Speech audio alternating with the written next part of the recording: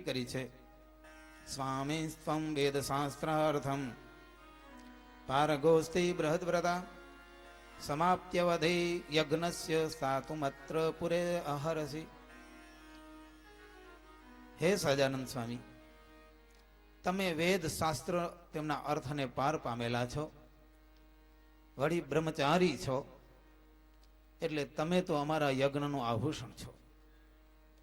અમારી એ વિનંતી છે કે આ યજ્ઞ પૂરો થાય ત્યાં સુધી તમે આ યજ્ઞમાં રહી અને અમને ધન્ય બનાવો.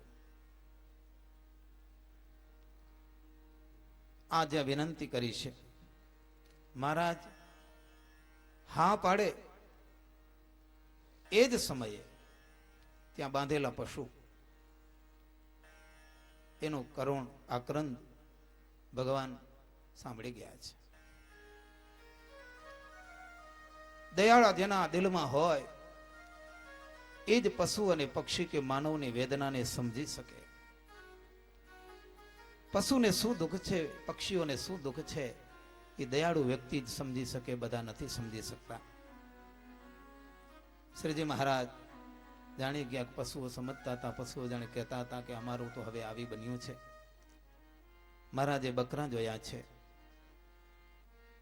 પૂછ્યું છે કે આ શા માટે બકરા? કુબેરજીએ ઉત્તર આપ્યો છે કે આ યજ્ઞનો આદર કર્યો છે એટલે યજ્ઞ માટે આ બકરા છે.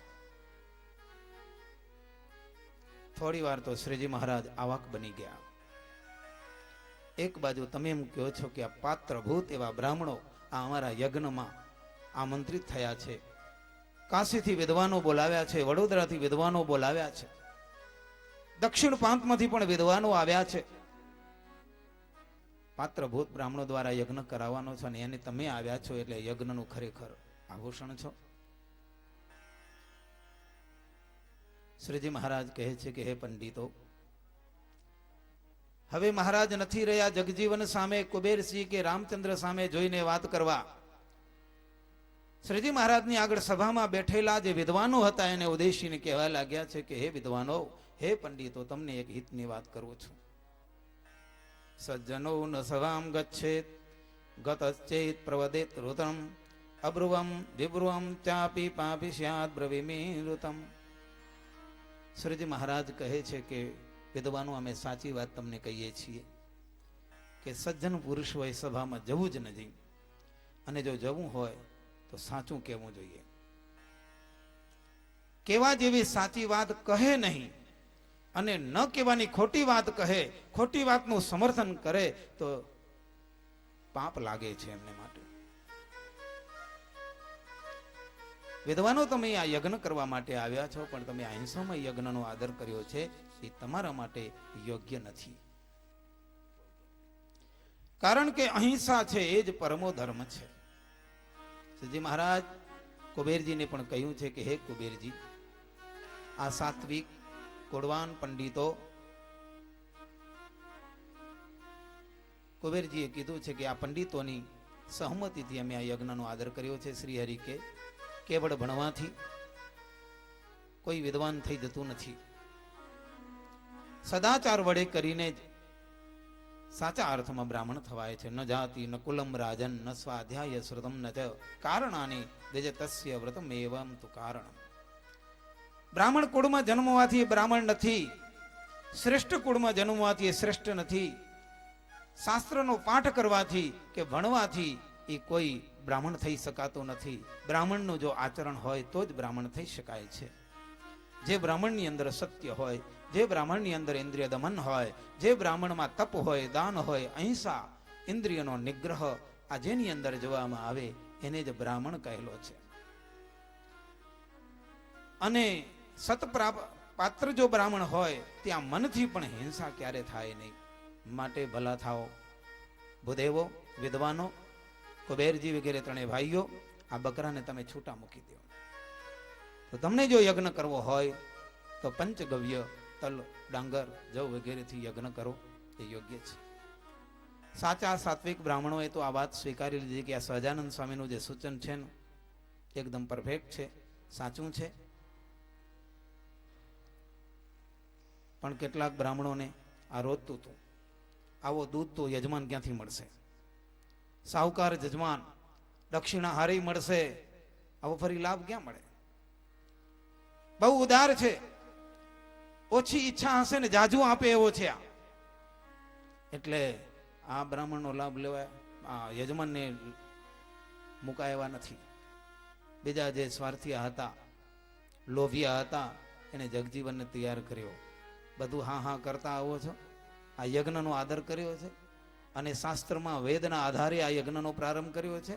અને આ સ્વામિનારાયણ એનો વિરોધ કરે એ જરાય ચાલે નહીં. આપણા યજ્ઞમાં ભંગળ પડશે, માટે થા તું તૈયાર, ઊભો થા અને જવાબ આપ. અને તે વખતે જગજીવન ઘમંડમાં ઊભો થયો છે. શ્રીજી મહારાજ સામે ઉભો રહીને કહેવા લાગ્યો, યજ્ઞાર્થમ પસવ સૃષ્ટા ઇતિ વૈદિકી શ્રુતિ. સહજાનંદ સ્વામી, તમે અમારા યજ્ઞમાં આવ્યા છો તો જરા સાંભળી લો. તમને કદાચ વિદ્વતાનો ઘમંડ હશે તો હું પણ વેદને ભણેલો છું, હું પણ જાણું છું કે આ જે પશુઓ સર્જ્યા છે એ યજ્ઞ માટે જ સર્જાયા છે. આવી વેદની શ્રુતિ છે. હા, યજ્ઞ સિવાય જો પશુનો નાશ કરે કે મારે તો પાપ લાગે, પણ યજ્ઞ માટે મારે તો પાપ ન લાગે, આમ વેદની શ્રુતિ છે. શ્રીજી મહારાજ કે જગજીવન, વેદનું તાત્પર્ય હિંસા પર ક્યારે નથી. કદાચ વિધાન હશે તો હિંસાના સંકોચ માટે હશે. જેવી રીતે કોઈક વ્યસની માણસ હોય, વ્યસન છોડાવવું હોય, એક સામટું ન છોડી શકતો હોય, 50 માંથી અડધું બતાવે કે હવે તું 25 પીજે, 25 ન પીતો. 25 પીજે એનો અર્થ આખી જિંદગી 25 પીજે એવો ભાવ નથી. ભાવ એટલો જ છે કે ધીરે ધીરે તને નાબૂદ કરવી છે. એમ 25ની જે આજ્ઞા આપવામાં આવી એનો અર્થ એ થયો કે અંતે તો છોડવાની છે. એમ વેદે હિંસાની જે વાત કરી હશે તો અંતે છોડવાનો ભાવ છે. વેદ સર્વની માતા છે. માતા કોઈ દિવસ પોતાના સંતાનોને મારવાની પ્રેરણા કોઈને પણ ન આપે. આવી રીતે શ્રીજી મહારાજે જ્યારે જગજીવનની વાત કરી છે, શ્રીજી મહારાજ કે જો વેદ હિંસામાં માનતા હોય તો ઉપરીચર વસુ રાજા જ્યારે વેદની હિંસા પર ગયા, તરત જ એ પૃથ્વી ઉપર પડ્યા, ફરીવાર બોલ્યા, પૃથ્વીએ જગ્યા દઈ દીધી, પૃથ્વીના પેટાળમાં ચાલ્યા ગયા. આવો અનર્થ ન સર્જાય. જગજીવન ગુસ્સામાં આવી ગયો છે. જગજીવને કહ્યું છે કે સ્વામિનારાયણ, તમે જ એક પંડિત છો, તો આ બેઠેલા વિદ્વાનો, આ પંડિતો શું પંડિત નહીં, મૂર્ખ છે? વેદના માર્ગને અધર્મ કહેનારા તમે આ વિદ્વાનોની સભામાં જરાય પણ શોભતા નથી. આ વિદ્વાનોની સભામાં તમે આ સભાને લાયક નથી. શ્રી હરિ ના દિલમાં દયા છે કે જો આ યજ્ઞનો આદર કરશે અનેક જીવોનો નાશ થશે. આ બ્રાહ્મણ છે, પૈસાદાર છે, આને જો અહિંસામય યજ્ઞનો આદર કર્યો, બીજા લોકો પણ એવી રીતે હિંસામય યજ્ઞનો આદર કરશે.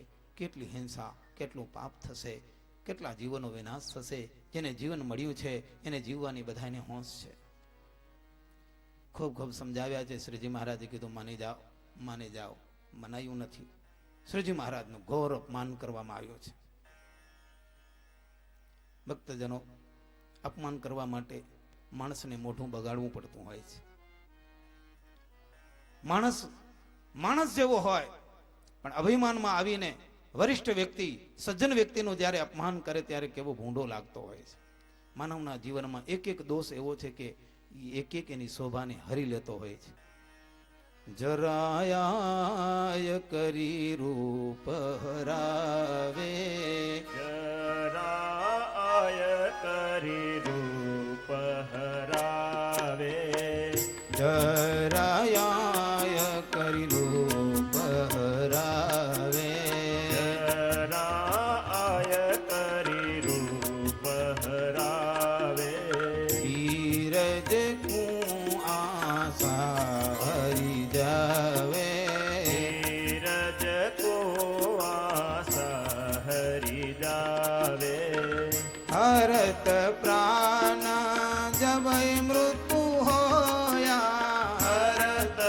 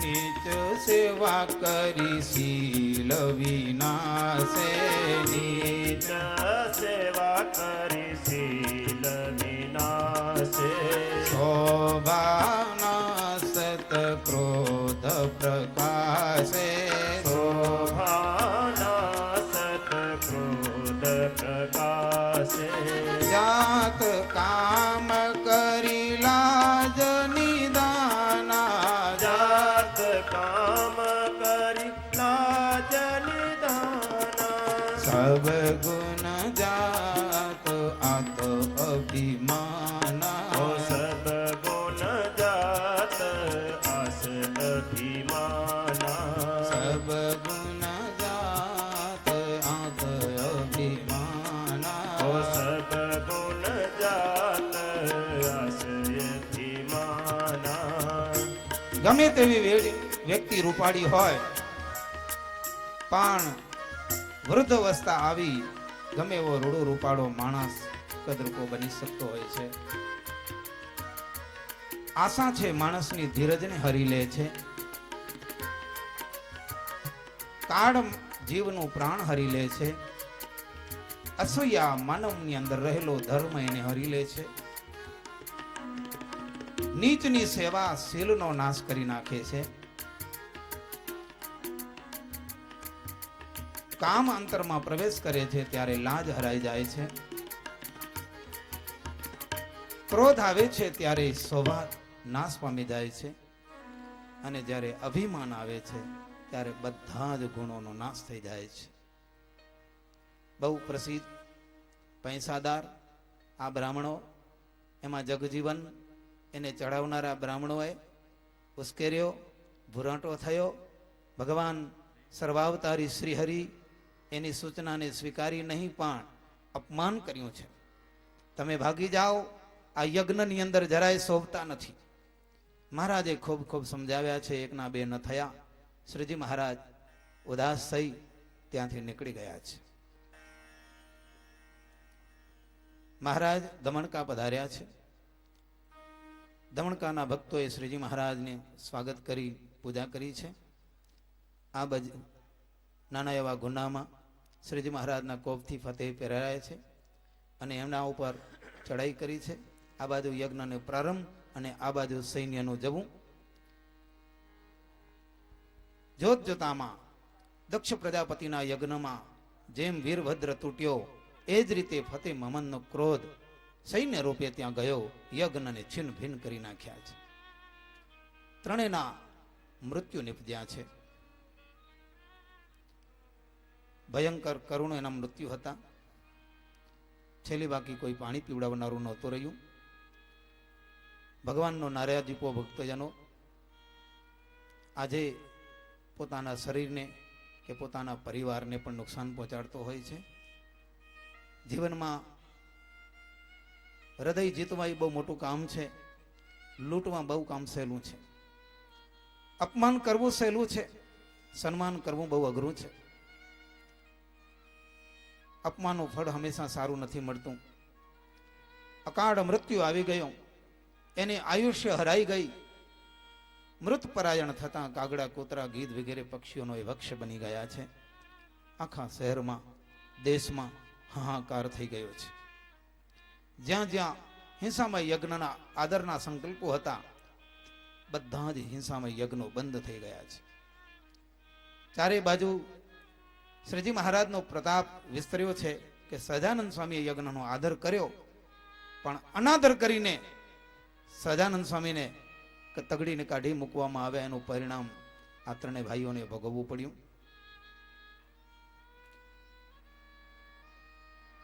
દમણકા પધાર્યા છે શ્રીજી મહારાજ લાધાજીના દરબારમાં.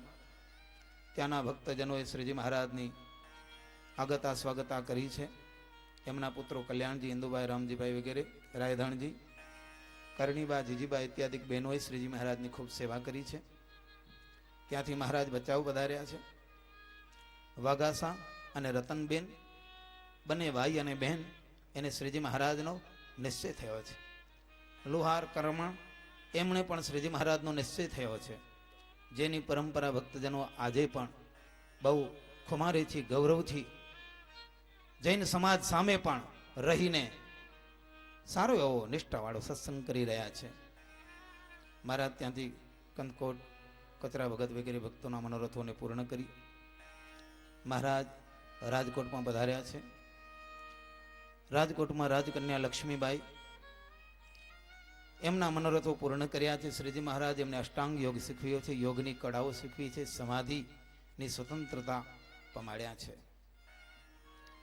શ્રીહરિએ આશ્ચર્ય, ચમત્કાર અને સમાધિથી હજારો મનુષ્યોને પ્રસન્ન મના બનાવ્યા છે. એ મુમુક્ષુ આત્માઓની શરણાગતિ સ્વીકારી છે. શ્રીજી મહારાજ ભૂતથી નીકળ્યા, અનેક ગામડાઓમાં વિચરણ કરતા અનેક મુમુક્ષુ આત્માઓને પોતાને શરણે લીધા છે. 2.5 મહિનાનો સમય વ્યતીત થતા મહારાજ સરદારમાં પધાર્યા છે. તત્ર રાજકુમાર ઉદ્ભવ શિસેવાતે તમાદરાત તુંગજીત વૈરજીત સંજ્ઞવ તદપદાબ્જ દ્રઢાશ્રયવ. સુરત મુનિ પ્રતાપસિંહ રાજાને કહે છે કે હે રાજન, સરદારમાં રાજકુમાર તુંગજીત અને વૈરજીત બંને ભાઈઓ છે. શ્રીજી મહારાજના દ્રઢ આશ્રયવાળા છે. તુંગજી ભગવાનની ભક્તિમાં અક્રૂરજી સમાન છે. વૈરજીત વિદુરજી જેવા છે. બીજા અનેક ભાઈઓ છે. મુસ્લિમભાઈ, વેરોભાઈ, હકોજી, હસન વગેરે ભગવાનના ભક્તો છે. શ્રીજી મહારાજની ખૂબ સેવા કરી મનોરથ પૂર્ણ કર્યા છે. ચાતુર્માસ રોકાવાની શ્રીજી મહારાજને પ્રાર્થના કરી. મહારાજ એમની પ્રાર્થનાથી ત્યાં રોકાયા છે.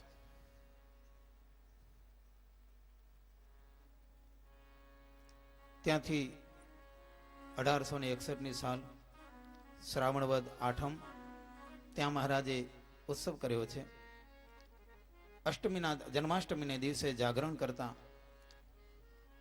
મહારાજે દિવ્ય દર્શન આપ્યા છે. નવમના દિવસે શ્રીજી મહારાજે હજારો ભક્તોને, હજારો બ્રાહ્મણોને દક્ષિણા આપી મનોરથોને પૂર્ણ કરેલા છે. વિશાળ સભાનું આયોજન છે. તુંગજી અને વૈરજી શ્રીજી મહારાજની પૂજા કરી છે. મહારાજને પ્રશ્ન કર્યો છે, ભગવાન યદૃશ્યતે સર્વેષામપિ દેહિનામ કામ ક્રોધ તથા લોભ ઇતિ વૈ વૈરિણસ્ત્રયઃ.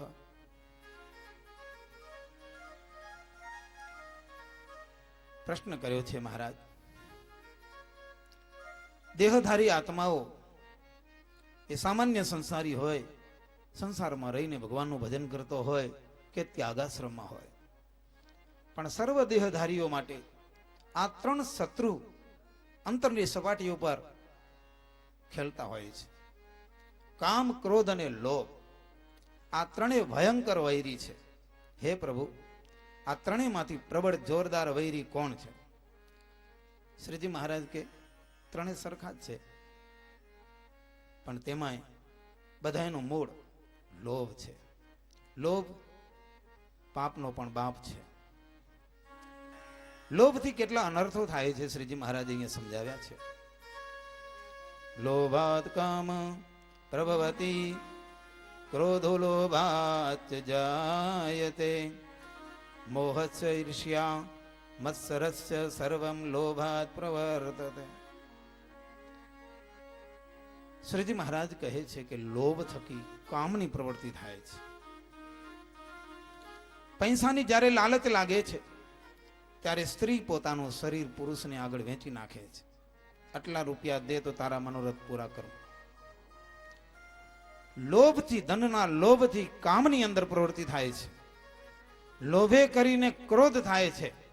કોઈ સંપત્તિમાં લોભ થયો હોય, કોઈ વિષય ભોગવવામાં લોભ થયો હોય અને એમાં જો કોઈ અવરોધ કરે, અટકાવ કરે, તો એમાં ક્રોધ ઉત્પન્ન થઈ જાય છે. લોભથી મોહ અને ઈર્ષા પણ ઉત્પન્ન થાય છે. મત્સર પણ લોભથી પ્રવર્તે છે. એટલે લોભ આ બધા દોષોનું પ્રવૃત્તિનું કારણરૂપ છે. લોભનું મૂર્તિમંત સ્વરૂપ છે પૈસો. જેને લોભ આવ્યો એ જીવનમાં કોઈ દિવસ કાંઈ પણ પ્રગતિ ન કરી શકે. જે કંઈ કમાય એને દબાવવું, ભેડું કરવું, એક જ એની વૃત્તિ છે. સારા કામ કોઈ દિવસ ન કરે. એક પૈસાદાર, એને પૂછવામાં આવ્યું, ભાઈ તું આટલું બધું દાન શું કામ કરસ? આટલા બધા શું કામ રૂપિયા વાપરસ? ત્યારે શેઠિયા, ઓદાર શેઠિયા એમ કીધું, હું એટલા માટે વાપરું છું કે ગરીબ થઈ જાઉં તો, કે ગરીબ થઈ જાઉં તો. અને એક પાસે ઢગલાબંધ મૂડી હતી, છતાં પણ કોઈને પૈસો આપતો ન હતો. એણે કીધું કે ભાઈ કંઈક કરો, કંઈક કરો, દાન હાથો છૂટા હાથે કદી કામ લાગશે. ભાઈ ગરીબ થઈ જાઉં તો. જેની પાસે ઢગલા સંપત્તિ છે, આપતો નથી, એને જ્યારે કહેવામાં આવે ત્યારે એમ કે હું આપું તો ભિખારી થઈ જાઉં તો. અને આપે છે એને પૂછવામાં આવ્યું તો કે હું નિર્ધન બની જાઉં તો. આવું કેમ બોલો છો? તો કે જુઓ અત્યારે મારી પાસે પૈસા છે અને જો હું આપીશ તો અપાઈ જશે, અને જો પૈસા એમને એમ પડ્યા પડ્યા કોઈ ચોર લૂંટી જશે, કાંઈ થશે ને મારી પાસે પૈસા નહીં હોય ને હું ભિખારી થઈ જઈશ, પછી હું શું દઈશ? મારી પાસે છે એટલે અત્યારે હું આપું છું.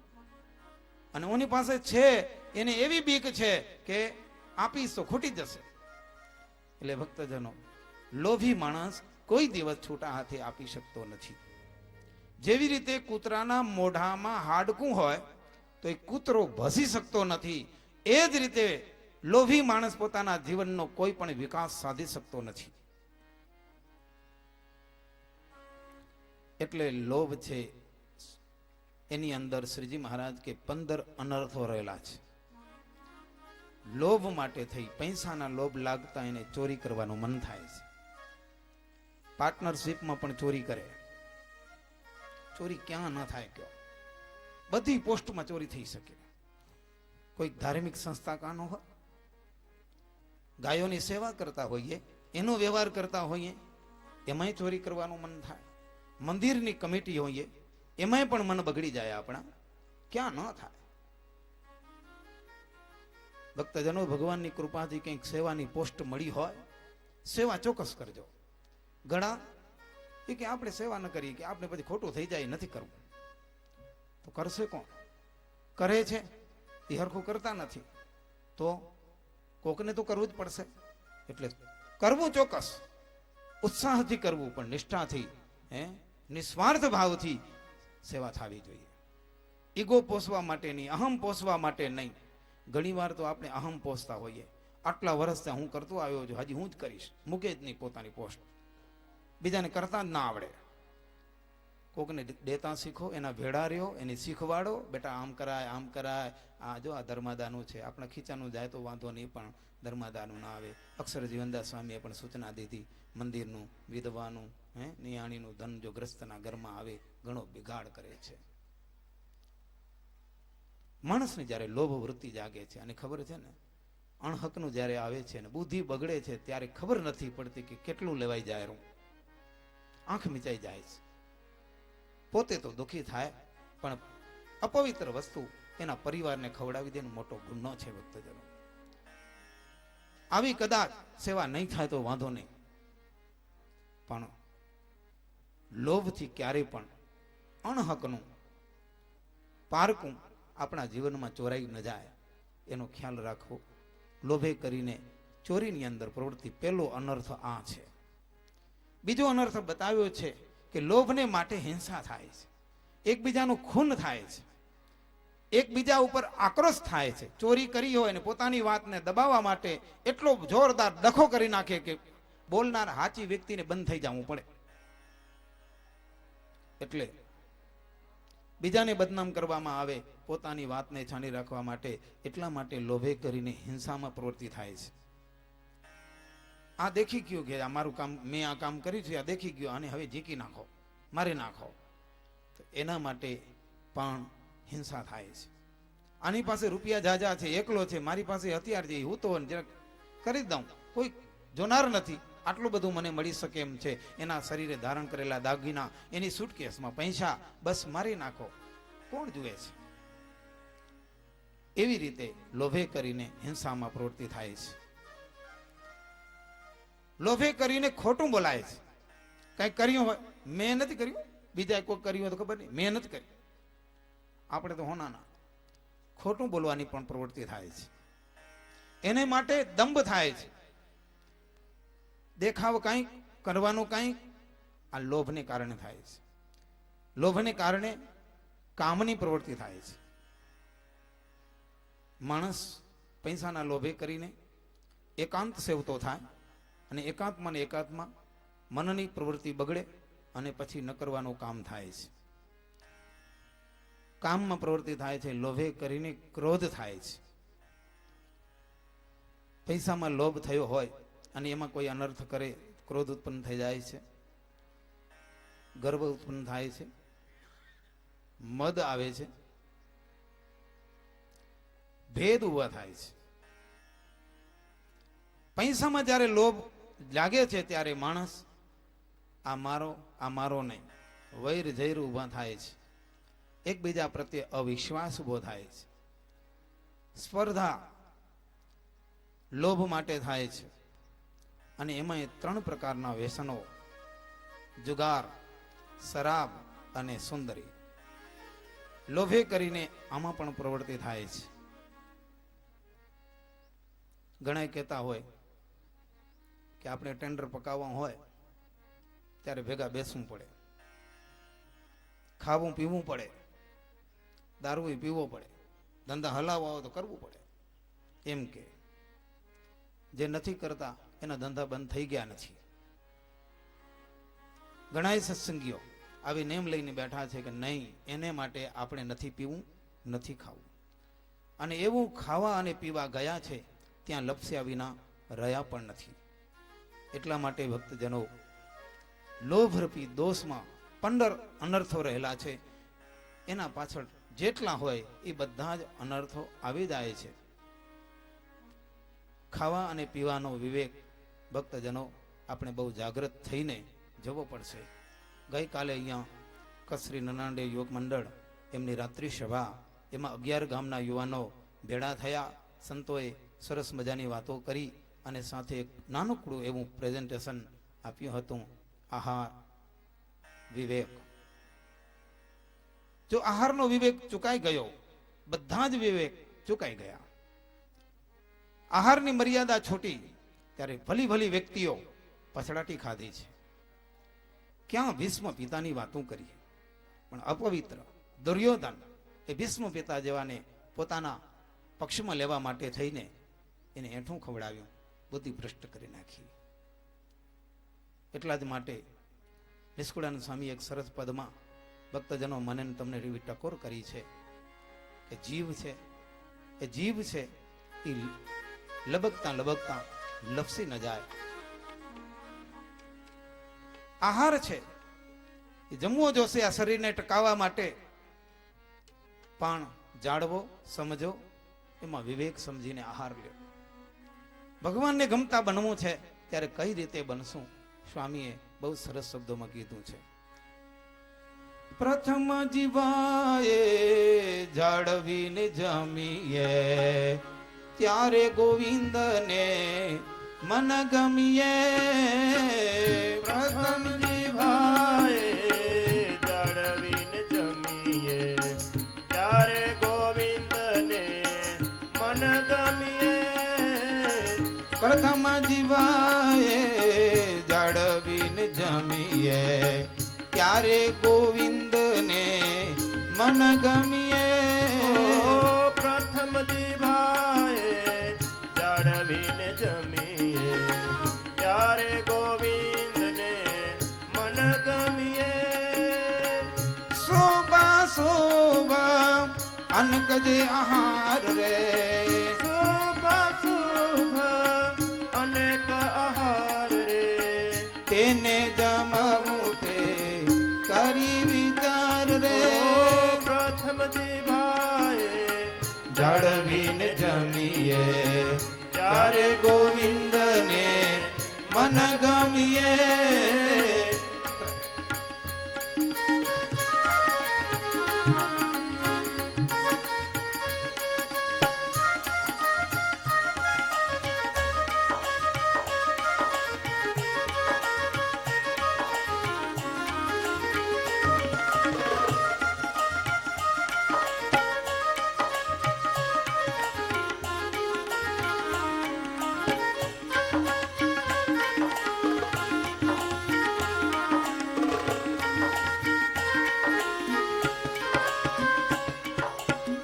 એક ખાધે વાદે અતિ કામ રે એવો કરવો આહાર હરામ રે એક ખાધે વાદે અતિ કામ રે એવો આહાર કરવો હરામ રે એક ખાધે વાધે અતિ ક્રોધ રે એક ખાધે વાદે અતિશય ક્રોધ રે જાય જ્ઞાન નમાય બોધ રે પ્રથમ જીવાએ જાળવીને જમીએ ત્યારે ગોવિંદને મન ગમીએ પ્રથમ જીવાએ જાળવીને જમીએ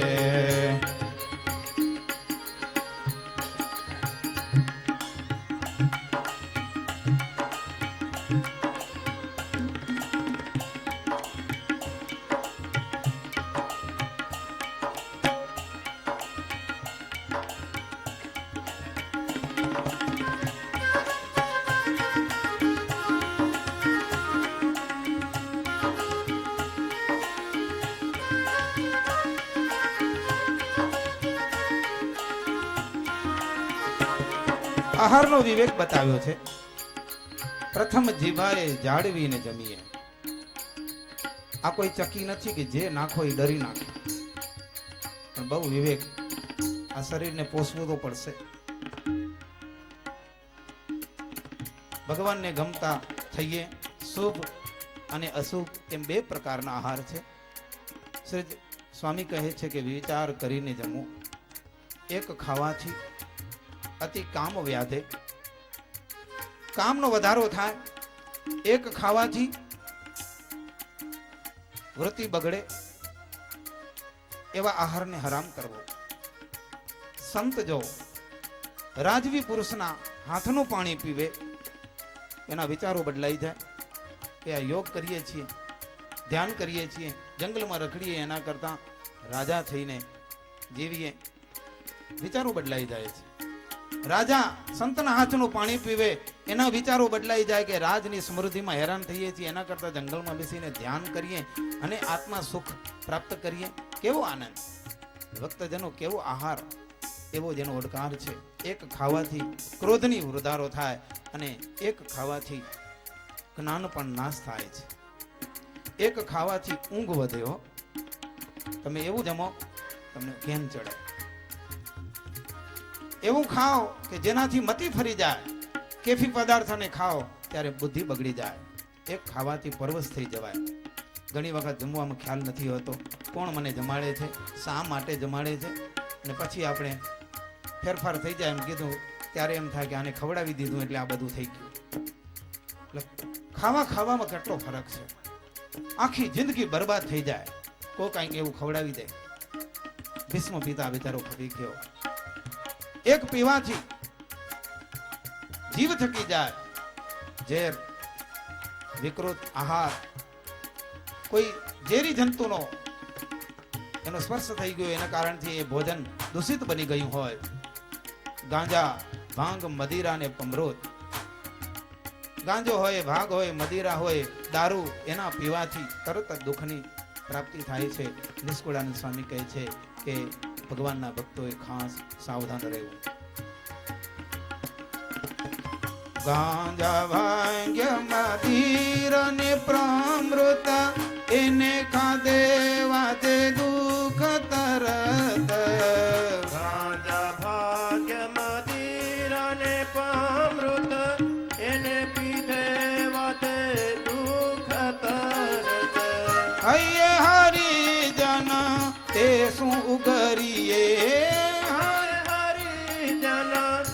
સોયું કરીએ હે કયું નિષ્કુળાનંદ એમાં હારી પ્રથમ જીવાએ જાળવીને જમીએ ત્યારે ગોવિંદને મન ગમીએ પ્રથમ જીવાએ જાળવીને જમીએ પ્રથમ જીવાએ જાળવીને જમીએ પ્રથમ જીવાએ જાળવીને જમીએ. નિષ્કુળાનંદ સ્વામી કહે છે કે આ ભગવાને કહેલું એ મેં તમને કહ્યું છે, મેં મારા શબ્દોમાં નથી કીધું. એટલે આહાર શુદ્ધ રાખવો જરૂરી છે. અયોગ્ય આહારમાં લોભના કારણથી પ્રવૃત્તિ થાય, એમ રીતે પૈસાના લોભને કારણથી ખવાય પીવાય એમાં શું વાંધો, એમાં શું વાંધો, એમ કરતાં કરતાં ક્યાંય વાંધો ન આવે, જે હોય તે ખવાઈ જાય. એટલે ભક્તજનો આવી રીતે જ્યારે સભાની અંદર શ્રીજી મહારાજે લોભની પ્રવૃત્તિ એના દોષો બતાવ્યા છે, સભાસદો ખૂબ ખૂબ રાજી થયા છે. એ સભાની અંદર સભા જ્યારે પૂર્ણ થઈ ત્યારે કારિયાણીના માચા ખાચર મહારાજ પાસે આવ્યા છે. મહારાજને વિનંતી કરી છે કે મહારાજ અમારે ત્યાં પધારો, અમારા ગામમાં પણ કેટલાક વૃદ્ધ માણસો છે જે ખાટલે બેઠા છે, જે અહીંયા તમારા દર્શન કરવા ઈચ્છા કરે તો પણ ન આવી શકે. કેટલાક બીમાર માણસો છે, કેટલાક બાળકો હશે, ભાઈઓ બાઈઓ હશે. મહારાજ અમારા ગામમાં પધારો, અમારા ભક્તને દર્શન આપો, ભક્તોને સુખ્યા કરો. શ્રીજી મહારાજ તથાસ્તુ કહી વચન આપ્યું છે, ચોક્કસ તમારા ગામમાં આવીશ, એમાં કોઈ પણ પ્રકારનો સંશય નથી. આવી રીતે મહારાજ પ્રબોધની સુધી ત્યાં રહેવાની પ્રતિજ્ઞા હોવાના કારણથી ત્યાં સુધી રોકાયા છે. ખટવાંગ રાજી થઈ અને બીજે જ દિવસે 10 વાગ્યાના ટાઈમે નીકળ્યા અને અઘારના સમય એટલે કે રાત્રે એકાદશીના દિવસે રાત્રે ગઢપુરમાં પહોંચ્યા છે. દસમના નીકળી અને એકાદશીના દિવસે ગઢપુરમાં પહોંચ્યા છે. જે ગઢપુર પવિત્ર ઉન્મત્ત ગંગા નદીને કિનારે વસેલું છે. ચારે વર્ણના મનુષ્યો ત્યાં રહે છે. અભય રાજાનો પરિવાર છે, એમના 2 પત્ની છે, સ્વરૂપ્રભા અને સોમાદેવી. સ્વરૂપ્રભાને 4 દીકરીઓ છે. તેવી જ રીતે સોમાદેવીને એક પુત્ર જેનું નામ છે ઉત્તમ દાદા ખાચર. પ્રહલાદ જેવા એમના લક્ષણો છે. તેવી જ રીતે સોમાદેવી એમના ભાઈ ગાલવ સુરવીર છે, અર્જુન જેવા. સારું એ કુટુંબ ભગવત પરાયણ છે. દરરોજ ઘર સત્સંગ સભા થાય છે. ભક્તજનો, આ ઘરની સત્સંગ સભા એ ઘરનું એવું દિવ્ય વાતાવરણ સર્જે છે, પરિવારને એકમેક રાખે છે. પરિવારમાં કંઈ મન ખાટા થયા હોય તો તરત જ આ ઘરની સત્સંગ સભા એના વિચારોની આપલે થાય છે. આજે ઘણા સત્સંગીઓના ઘરમાં જ્યાં ઘર સભા છે, મહારાજનું વચનામૃત વંચાય કે સત્સંગના લીલાની, મહારાજના લીલાની વાત વંચાય, ઉપદેશનો પ્રસંગ આવે, એમાં એકબીજા ઘરના પરિવાર સભ્યો સાંભળે અને એકબીજાના મન એકબીજાને કહેવામાં આવે. દરરોજ મીઠું મીઠું કહેવાતું જાય, મીઠા મીઠા શબ્દો પડે, ઉપદેશના શબ્દો કાનમાં પડે, એટલે આપોઆપ ઘરનું વાતાવરણ દિવ્ય બનતું હોય છે. પણ જ્યારે ઘર સત્સંગ સભા જ્યારે થતી નથી, પરિવારના સભ્યો ઘરમાં ક્યારે બેસતા નથી, વર્ષો થઈ ગયા હોય પણ વિચાર વિમર્શ કરવા માટે ઘરના સભ્યો જ્યારે નથી બેસી શકતા, ત્યારે બધા જ ઘરના સભ્યો ડિવાઈડ થઈ ગયા હોય છે. માણસ રહેતો હોય ઘરમાં પણ રહેતો થઈ ગયો હોય મકાનમાં. જેમ ન્યાયાધીશનું મકાન હોય, કોર્ટનું મકાન હોય, ત્યાં જઈને જેમ માણસો ફરિયાદો કરતા હોય, એમ ઘરની અંદર પણ ફરિયાદો. મારો ભાઈ આવો, મારી બહેન આવી, મારી માં આવી, મારો બાપ આવો, આવી ફરિયાદો ઘરમાં હોય. પણ ઘર એને કહેવાય કે જે ઘરની અંદર બા અને બાપુજી, દાદા દાદી, કાકા કાકી, ફુવા, ભાઈ અને બહેન, આ પરિવાર બધો રહેતો હોય, હળી હંપીને રહેતો હોય, ત્યારે ઘરનું વાતાવરણ દિવ્ય બનતું હોય છે. એવું જ વાતાવરણ દિવ્ય ભક્તજનો આ અભયનો પરિવારમાં છે. દરરોજ સાંજે શ્રીમદ ભાગવતની કથા વંચાય. જે પ્રસંગ આવ્યો હોય એને પરિવાર વિચાર વિમર્શ કરે. એક વખત પારાયણ થયું પૂરું, બીજી વાર એમ 7 વાર શ્રીમદ ભાગવત શાસ્ત્ર વંચાયું. 7મી વખત વંચાતા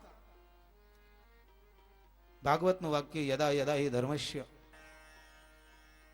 ક્ષયો વૃદ્ધિશ્ચ પાપમનઃ તદા તો ભગવાન ઈશ આત્મન સૃજતે હરિ. આ વાક્ય ઉપર વિમર્શ થયું છે. ભગવાને ગીતામાં ભાગવતમાં એમ કહ્યું છે કે જ્યારે જ્યારે ધર્મની ગ્લાનિ થાય છે, અધર્મનો વધારો થાય છે, ત્યારે ત્યારે હું આ પૃથ્વી ઉપર પ્રગટું. એવી ભગવાનની વાત છે. એ ક્યારે ભગવાન પ્રગટશે, ક્યારે એનો સમય આવશે?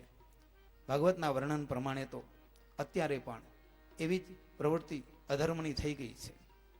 સૂર્યવંશ અને ચંદ્રવંશી રાજાઓ અમુક પેઢીઓ સુધી ધર્મનું રક્ષણ કર્યું. ત્યાર પછી વિક્રમ આદિત્ય, શાલિવાહન રાજા, શંકરાચાર્ય, માધવાચાર્ય, નિમાર્કાચાર્ય, રામાનુજાચાર્ય, વલ્લભાચાર્ય વગેરે આચાર્યો આવ્યા અને ધર્મની રક્ષા કરી. પણ અત્યારે એ માનું કોઈ નથી ધર્મનું રક્ષણ કરનાર.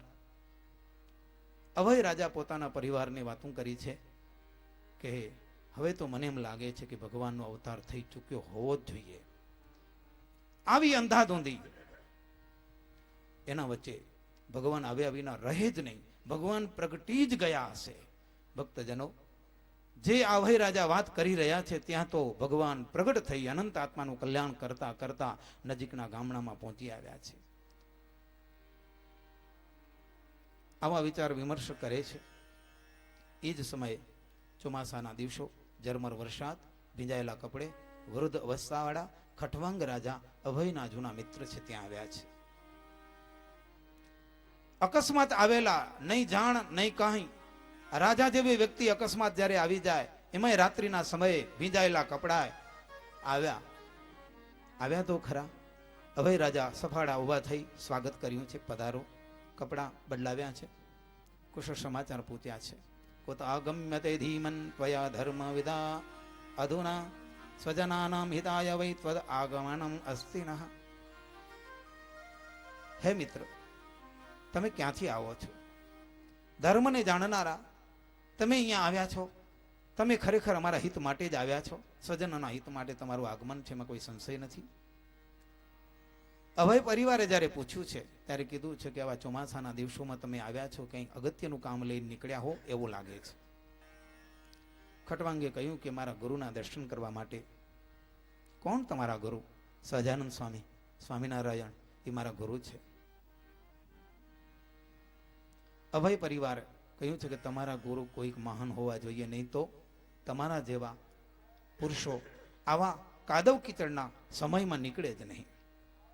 ખટવાંગ કહું તો ખરો, પણ તમને મનાશે નહીં. મારા ગુરુ સાચા છે. તમને મનાશે કે નહીં મને શંકા છે. અભય પરિવારે કીધું કે અમે તમને પહેલેથી જ ઓળખીએ છીએ. તમે જે બોલશો એ સત્ય હશે.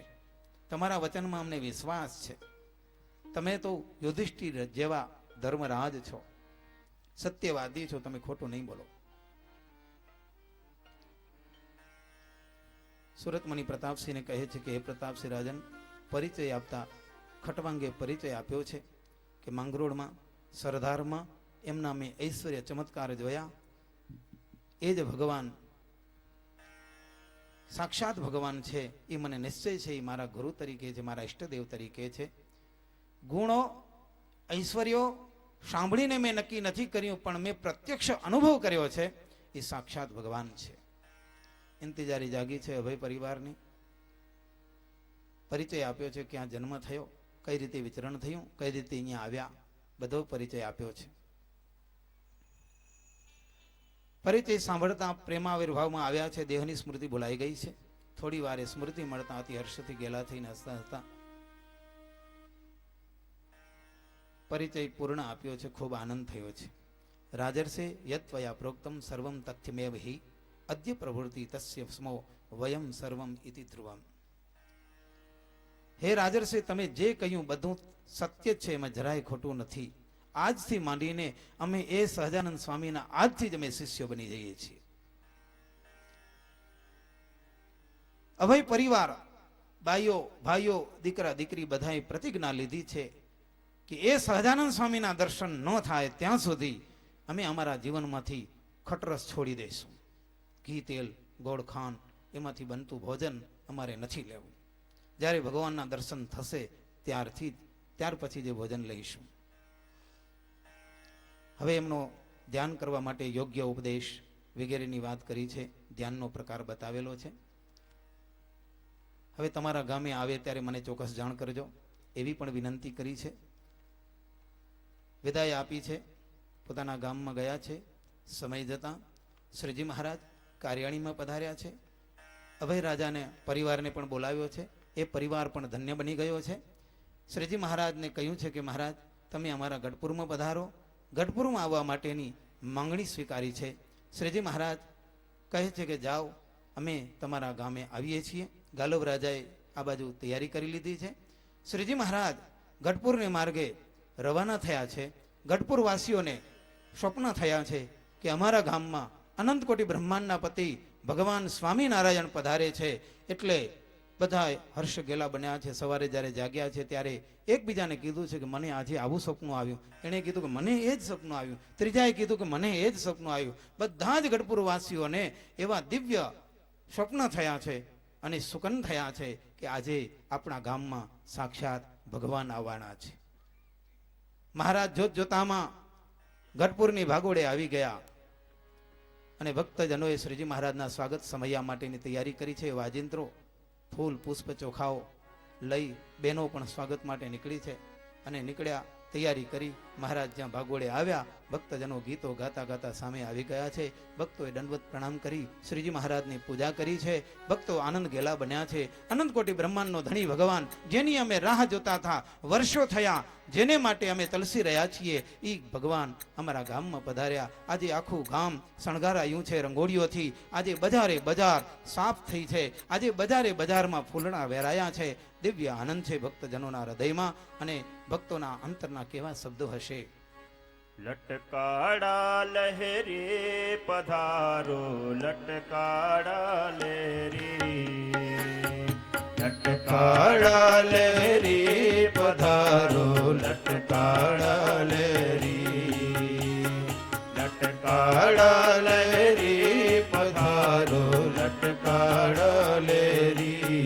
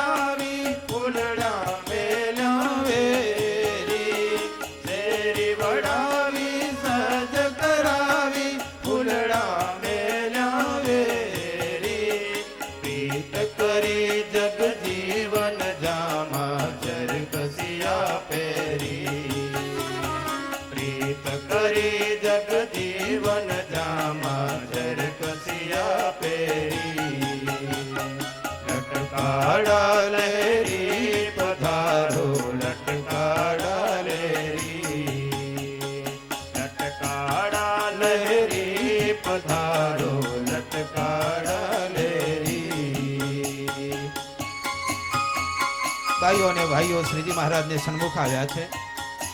શ્રીજી મહારાજનું સ્વાગત થઈ રહ્યું છે. ભગવાનના ચરણ દોડાવ્યા છે. ચંદન, ચોખા, પુષ્પ, તુલસી પત્રથી પૂજા કરવામાં આવી છે. ભગવાનને હાર તોરા કરવામાં આવ્યા છે. ભગવાનને ફૂલડેથી શણગાર્યા છે.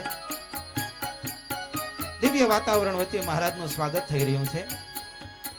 અભય રાજાએ શ્રીજી મહારાજને વિનંતી કરી, મહારાજ આપના માટે આ હાથી છે, એના ઉપર પાલખી છે, આપ બિરાજો એમના ઉપર. ભક્તોની પ્રાર્થનાથી મહારાજ પાલખી બેઠા છે. ભક્તજનો મહારાજને હાથ લંબાવીને કહે છે, મહારાજ પધારો, પધારો, અમારા શહેરની અંદર, ગામની અંદર મેદાનને બનાવો. પાલખીએ બેસીને પધારો, હરિવર મારી શેરી. પાલખીએ બેસી પધારો, હરિવર મારી શેરી. વાજા વાગે ઉત્સવ થાય, ઝાલરીઓ જાણણે. વાજા વાગે ઉત્સવ થાય, ઝાલરીઓ જાણણે. લટકાડા લહેરી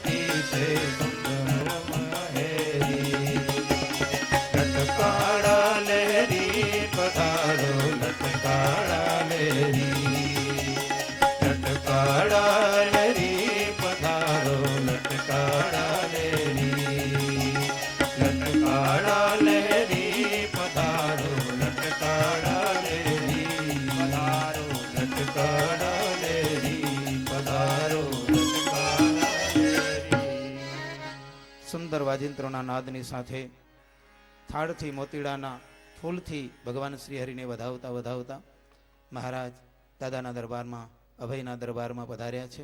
1861ની સાલ માસ વદ દસમને દિવસે સાંજના સમયે કાર્યાણીથી શ્રીજી મહારાજ ગઢપુરમાં પધાર્યા છે. ગઢપુર વાસીઓને ખૂબ ખૂબ આનંદ થયો છે. મહારાજનું સ્વાગત કરવામાં આવ્યું છે. અક્ષયવરડીમાં મહારાજને નિવાસ અપાવાય છે અને એમાં અભય રાજાએ શ્રીજી મહારાજને વિનંતી કરી કે મહારાજ, હું તો નિમિત્ત રૂપ છું, આ બધું જ સર્વ તમારું છે. એવી સેવા કરી કે જે બીજી જગ્યાએ સેવા થઈ હતી એના ઉપર જાણે ક્યાંય સેવા નથી થઈ એવી દાદાના દરબારમાં, અભયના દરબારમાં ખૂબ સેવા થઈ છે. મહારાજ હવે પોતાના ઘરે આવ્યા છે. જાણે આ મારું ઘર છે એવો શ્રીજી મહારાજને અનુભવ થયો છે. જે ભક્તોએ ટેક રાખી હતી કે મહારાજના દર્શન થાય ત્યાં સુધી આપણે રસકસ લેવા નહીં, એ નિયમ પણ પૂર્ણ થયા છે. ખૂબ ખૂબ આનંદ થયો છે ભક્તજનો. શ્રીજી મહારાજ હવે ગઢપુરમાં રહી સારા એવા સત્સંગનું પોષણ કરશે અને આ સત્સંગને દેદીપ્યમાન બનાવશે. વગેરે કથા આપણે બપોર પછીના સમયમાં સાંભળીશું. અત્યારે કથાને ભગવાનના નામ ઘોષની સાથે આ જગ્યાએ જ વિરામ આપીશું. બોલો શ્રી નરનારાયણ દેવ કી જય, સ્વામિનારાયણ ભગવાન કી. પૂજ્ય મહંત સ્વામી, પૂજ્ય અમદાવાદથી પધારેલા મહંત સ્વામી, માન પરમ પવિત્ર પરમ. હવે આવશે અમદાવાદ મંદિરના પૂજ્ય મહંત સ્વામી સદગુરુ શાસ્ત્રી સ્વામી શ્રી નારાયણ સ્વરૂપદાસજી સ્વામી. પધારો. સભામાં ઉપસ્થિત વડીલ સંતોમાં પૂજ્ય પ્રેમ પ્રકાશદાસજી સ્વામીને કહીશ કે પધારે સ્વામી અને મારા શ્રીને પુષ્પમાળા પહેરાવી બહુમાન કરે.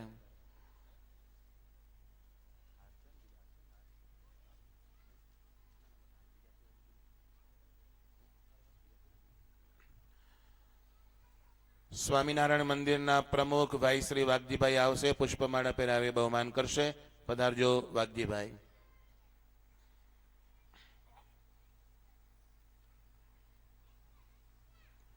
ભુજ મંદિરના કોઠારી પ્રેમજીભાઈ, કોઠારી રવજીભાઈ બંને આવે, પુષ્પમાળા પહેરાવી બહુમાન કરે. ભુજ મંદિરના માજી કોઠારી ભાઈ શ્રી મહેશભાઈ ઠક્કર આવશે, એ જ રીતે માળા પહેરાવી સન્માન કરશે. ઘણા બધા ભક્તજનોની ઉપસ્થિતિ છે, પણ અમુક જ નામ લઈશ, એ ભક્તો આવશે. એવા ભાઈ શ્રી લક્ષ્મણભાઈ ભીમજી રાઘવાણી, લક્ષ્મણભાઈ.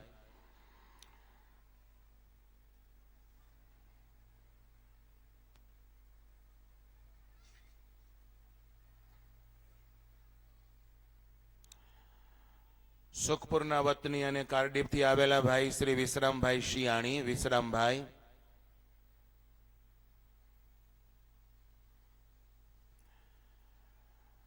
કોડકી મંદિરના ટ્રસ્ટીગણમાં ભાઈ શ્રી કેશરાભાઈ વરસાણી, કેશરાભાઈ.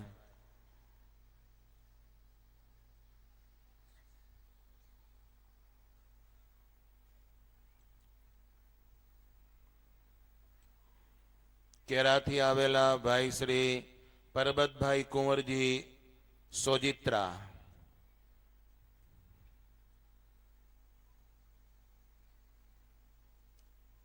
સરલી ગામના વતની અને રાજકારણમાં રસ લઈ સમાજનું કાર્ય કરનાર ભાઈ શ્રી વિશ્રામભાઈ રાબડિયા.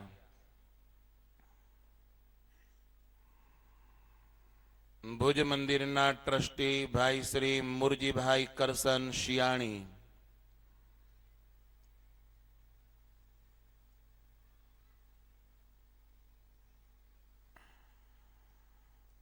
બધાને ખૂબ આનંદ થાય, ગ્રામવાસીઓ રાજી છે, ત્યારે દાનવીર શ્રીઓને હું કેમ ભૂલું. ભાઈ શ્રી બાબુભાઈ લાલજી હિરાણી, ભાઈ શ્રી નંદુભાઈ લાલજી હિરાણી.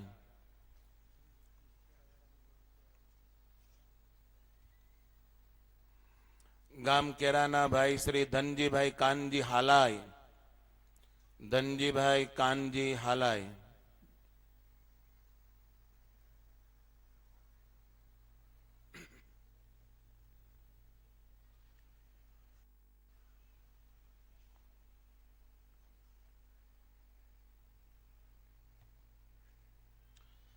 શ્રી નારણભાઈ કુંવરજી હિરાણી વતી શ્રી આવશે ગોવિંદભાઈ. પ્રેમજીભાઈ હરજી ડબાસિયા વતી આવશે ભાઈ શ્રી વાલજીભાઈ, એમના ચિરંજીવી. નારણભાઈ કરસન વરસાણી આવે. પ્રેમજીભાઈ માવજી હિરાણી આવશે. પ્રેમજીભાઈ માવજી હિરાણી. કુંવરભાઈ શામજી વરસાણી પરિવાર વતી એમના સુપુત્ર જાદવજીભાઈ. રૂડાભાઈ રવજી ને વાઘજી રવજી બંને ભાઈ વતી રૂડાભાઈ પોતે આવે. ગામના અગ્રેસર ભક્ત ભાઈ શ્રી ધનજીભાઈ કુંવરજી હિરાણી. કચ્છ શ્રી નરનારાયણ દેવ યુવક મંડળ કોડકીના પ્રમુખ શ્રી આવશે. પુષ્પમાળા પહેરાવી બહુમાન કરશે. યુવક મંડળના પ્રમુખ શ્રી કોડકી ગામ. ભરતભાઈ.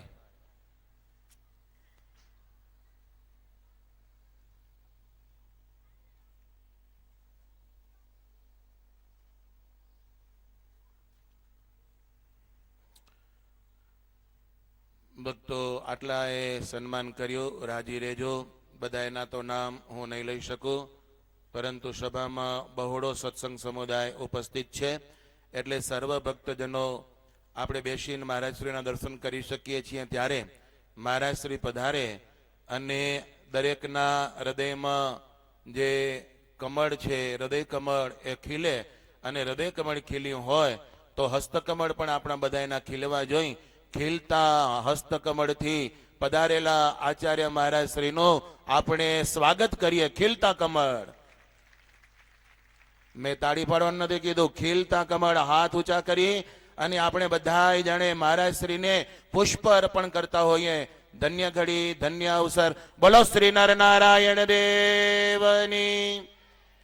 આ છે આપણી શરણાગતિ અને આ છે આપણી સમર્પણ ભાવના. અને સૌ ભક્તજનોએ વ્યક્ત કરી, દરેકે સન્માન કર્યા ગણાશે. મેં કહ્યું છે તે મુજબ આજે મંડળીવાળાઓ બધા જ ગામમાં શોભાયાત્રામાં સામેલ થશે અને શ્રી ઠાકોરજીની શોભાયાત્રા મોડામાં મોડી 5:30 વાગે, આ 6 વાગે શરૂ થઈ જશે. પત્રિકામાં લખેલું છે તે મુજબ જ. અને 5:30 વાગે બપોર પછી બધું જ પૂરું કરવાનું છે અને તે થશે. એટલે મંડળીવાળા દરેક ભક્તજનો છે એમનો મંડળીનો રૂટ શું છે એટલે મને ભાઈ કહેશે, એટલે અત્યારે જ હમણાં જાહેર કરી દઈશ ક્યાંથી ક્યાં મંડળી શરૂ થાય અને ક્યાં વિરામ પામે તે. અને રાત્રિનો કાર્યક્રમ એ છે ભક્તજનો કે સૌથી પહેલો ઓર્કેસ્ટ્રાની સાથે રાસ શરૂ થશે અને જ્યાં સુધી મોજ આવે ત્યાં સુધી બધાએ રાસમાં સામેલ થશે અને રાસ રમશે, કીર્તનો ગવાયશે. ત્યાર પછી વિદેશથી આવેલા ભક્તજનો દ્વારા ભજન કાર્યક્રમ રાખેલો છે, કીર્તન ભજન વગેરે. એ પણ સરસ મજાના આ સ્ટેજ ઉપરથી રજૂ થશે. સૌ ભક્તજનો એમાં આવજો અને લાભ લેજો. અત્યારે સુરજપુરના વતની અને મોમ્બાસાથી આવેલા ભાઈ શ્રી હિરજીભાઈ હાલાઈ મહારાજ શ્રી પાસે ચરણોમાં વંદન કરી અને સભામાં સ્થાન ગ્રહણ કરશે. એટલે બીજું કોઈ કાર્ય નથી, પણ અત્યારે એક સંતના આશીર્વચન હું જરૂર લઈશ.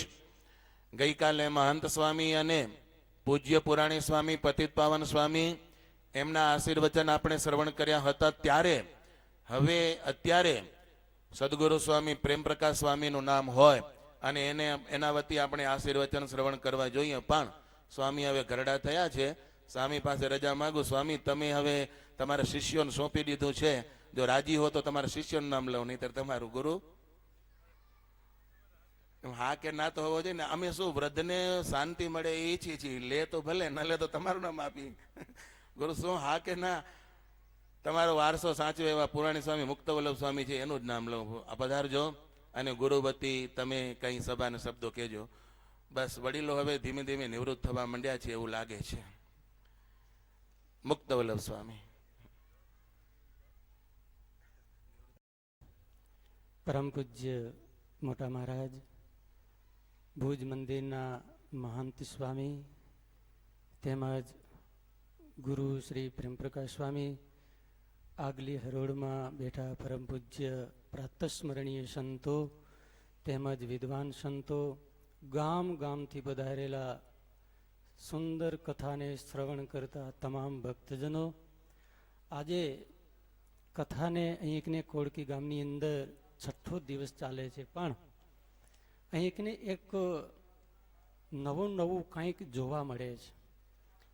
આજથી વર્ષો પહેલાં જૂનું મંદિર બંધાયું ત્યારે પણ આ જ જગ્યામાં ઉત્સવ થયો હતો. ત્યારે જે સત્સંગીઓએ જુવાનોએ જે લાભ લીધો હતો તે શરૂઆત અહીંથી થઈ હતી બાલમંડળની.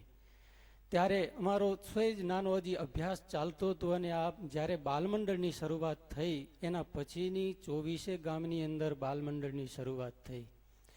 ભક્તજનો, કહેવા એ જઈ રહ્યો છું કે જે બાલમંડળની શરૂઆત થઈ એના પછી સત્સંગની અંદર જાગૃતિ થોડીક દેખાણી, એટલે ગામની અંદર દરેકની ઉત્કંઠા જાગૃત થઈ હતી. એના પછી જ્યારે અમે ભલે મોટા થતા ગયા, પણ અહીંયા જે અત્યારે યુવક મંડળ ચાલે છે, કારણ કે અમારી દ્રષ્ટિ એટલા માટે યુવક મંડળ ઉપર છે કે સંતોએ અમને યુવક મંડળની અંદર સોંપ્યા છે. યુવક મંડળનું જ્યાં સંચાલન કરતા હોઈએ ત્યારે આ ગામની અંદર જુવાનો એટલા ઉત્સાહી અને દરેકને પ્રેરણા આપે એટલા કોળકી ગામના જુવાનો તૈયાર થયા છે. એના પછી ગામની અંદર કાંઈક ઉત્સાહ અને વધારે પ્રેરણા જાગૃત થઈ છે. તો આ ગામની અંદર તમામ જુવાનો સાથે મળી અને એક નક્કી કર્યું કે આપણે એક અહીંયાકને સ્કૂલ પણ બનાવવી, જેથી કરીને આપણા બાળકો વંચિત ન રહી જાય. આજ દરેક જગ્યાએ શિક્ષણની એટલી જરૂર પડી છે કે આપણું બાળક મોટું થાય ત્યાં સુધીમાં તમામ શિક્ષણ પ્રાપ્ત કરી લેવું જોઈએ. એટલા માટે તમામ ગુરુકુળોની સ્થાપના થઈ. ગુરુકુળોની અંદર તમામ બાળકો ભણતા હોય તો સંસ્કાર અને શિક્ષણ સાથે મેળવે છે. આપના વડીલ સંતોને એક દરેક આપણા સત્સંગીઓના બાળકો સંચવાઈ જવા જોઈએ એવા ઉત્કંઠાથી તમામને માટે કેટલો ખર્ચ થાય એટલો કરવા માટે તૈયાર રહી અને કેટલા ગુરુકુળો બંધાયા. આજ માનસ્વામીને એમ પણ થયું કે છોકરાઓ તો બધે ઠેકાણે સત્સંગ કરતા રહે પણ આપણી દીકરીઓ રહી જાય ઠીક નહીં. એના માટે ભુજ મંદિરે નક્કી કરી અને દીકરીઓ માટે પણ એક કન્યા છાત્રાલય, કન્યા વિદ્યાલય સરસ રીતનું એક બનાવી અને આજ શિક્ષણ સારી રીતનું ચાલે છે. ભક્તજનો, અહીંકને બસ શિક્ષણ પૂરું એટલું જ નથી, પણ યુવક મંડળની અંદર જોડાઈ અને સંસ્કાર એકદમ છેક લાંબે સુધી ટકી રહે એના માટે ચિંતા કરી હોય તો મહંત સ્વામીએ કરી. એના પછી આ જુવાનો એકદમ મહેનત કરી રહ્યા છે. ગઈકાલે સાંજે જ હજી અહીંકને જ જુવાનો ગામથી રાતના 12 વાગ્યા સુધી એકને ભેગા થઈને એક શિક્ષણ સરસ મજાનું એકને પ્રેઝન્ટેશન, કોઈએ પ્રવચન કાંઈ ને કંઈક કર્યું. ભક્તજનો, આજે જ્યાં જુઓ ત્યાં એક વાત ચાલી રહી છે દુનિયાની, અને દુનિયામાંથી જો પાછું વળવું હોય તો એક જ જગ્યા હશે, આ શિક્ષણ, એની સાથે આ સત્સંગ. આજે દરેક જુવાનને મનમાં એમ થઈ રહ્યું છે કે અમે ધંધો શું કરીશું, ધંધો ક્યાંક ને કરીશું, કોણ રસ્તો બતાવનાર છે. અને દરેકને આજ જ્યારે કચ્છની અંદર આટલો સરકારે જે ગ્રોસ વધાર્યો છે કે કચ્છની અંદર જઈને કમાઓ, દુનિયા આખી જ્યારે કચ્છ ઉપર નજર નાખી રહી છે ત્યારે કચ્છનો અમારો જુવાન શું કામ બાકી રહી જાય. કચ્છના જુવાને એક નરનારાયણ દેવ યુવક મંડળનો જુવાન હોય એ કરોડપતિ આ કચ્છની અંદરથી થવો જોઈએ. એને જ્યાં ત્યાં ભાગ કરવી ન પડે અને એ આ સત્સંગથી જ થશે. અને ભક્તજનો, એક વાત વિચારવા જેવી એ છે કે જો જુવાન કોઈ પણ હોય, અત્યારે તમામ જુવાનો બેઠા હોય, વડીલો બેઠા હોય, તો જુવાનને આગળ કરજો અને જુવાનને પ્રેરણા આપજો કે ગામનો સમાજ હલાવવું એ જુવાન વ્યવસ્થિત રીતના હલાવી શકે. ગામનું શિક્ષણ સારી રીતે ચલાવવું હોય તો જુવાન ચલાવી શકે. ગામનું કોઈ પણ કામ હોય, મંદિરનું હોય, ટ્રસ્ટનું હોય, ગૌશાળાનું હોય કે કોઈ શિક્ષણનું હોય તો આજનો જુવાન ચલાવી શકે એવી સ્ફૂર્તિ એનામાં છે, પણ એને માર્ગદર્શન જોઈએ છીએ. તમામ જુવાનો આજ એકદમ પગભર થયા છે ત્યારે એનામાં શક્તિ છે, પણ જાગૃત કરવાની આપણી એક હોવી જોઈએ. એના માટે આજ તમામ કાર્યો આજે થઈ રહ્યા છે. આજ સભાની અંદર આટલો વિશાળ સમુદાય જોઈ આનંદ થાય કે આવા એક પછી એક સમયા ઉત્સવ થતા રહે, છતાંય પણ જ્યારે બોલાવો ત્યારે આ સમયા ઉત્સવની અંદર પબ્લિક આમ જાણે લહેર લાગી હોય એમ આવે છે. એનું કારણ એ છે કે તમામ સુખી થયા છે ભગવાનની ઈચ્છાથી. વધારે નહીં કહેતા, આજે તમામ ભક્તજનો પોતાના બાળકને વ્યવસ્થિત રીતના ભણાવી મંદિરમાં મોકલાવી અને સંસ્કારયુક્ત શિક્ષણ આપે એવી શુભેચ્છા સાથે મારું વક્તવ્ય પૂર્ણ કરીશ. બોલો સ્વામિનારાયણ ભગવાન કી. દીક્ષા આપી અને જબરજસ્ત વિશ્વમાં આજે પ્રચાર કરાવડાવ્યો એ વાતને સ્વામીએ આપણી સમક્ષ તાજી કરી આપી. ભક્તો વચ્ચે એક બે વાત કહી દઉં. અને બીજી અમારી ઈચ્છા એ છે કે અમદાવાદ મંદિરથી માન સમય પધાર્યા છે, એ પણ આપણને પોતાના ઉદ્ગારો આશીર્વાદ રૂપે સંભળાવશે.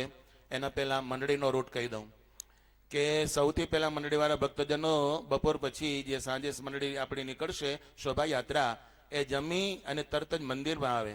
મંદિરમાંથી શરૂઆત થઈ અને વળાંક લેશે લક્ષ્મણભાઈ કરસન ડબાસિયાના ઘર તરફ, અને ત્યાંથી પાછા વેલજીભાઈ કાનજીના ઘર પાસેથી સીધા આ સભા મંડપમાં આવશે. હવે બધા ગામવાળાને ખબર ન હોય પણ સ્વયંસેવકો તમને દિશા સૂચન ચોક્કસ આપશે, પણ એ રીતે આપણે મંડળીની શરૂઆત કરવાની છે. બહારગામથી પધારેલા મંડળીવાળા ભક્તજનોને જ્યાંથી આવેલા હોય ત્યાંના ભાડા અને ઠાકોરજીનો થાળ આ સામે જે ટેબલ મૂકેલી છે ત્યાંથી પ્રાપ્ત થશે. બધાને સ્વીકારી લેવાનું છે. મંડળીવાળા ભક્તજનો ખાસ આ વાતને ધ્યાનથી સમજે.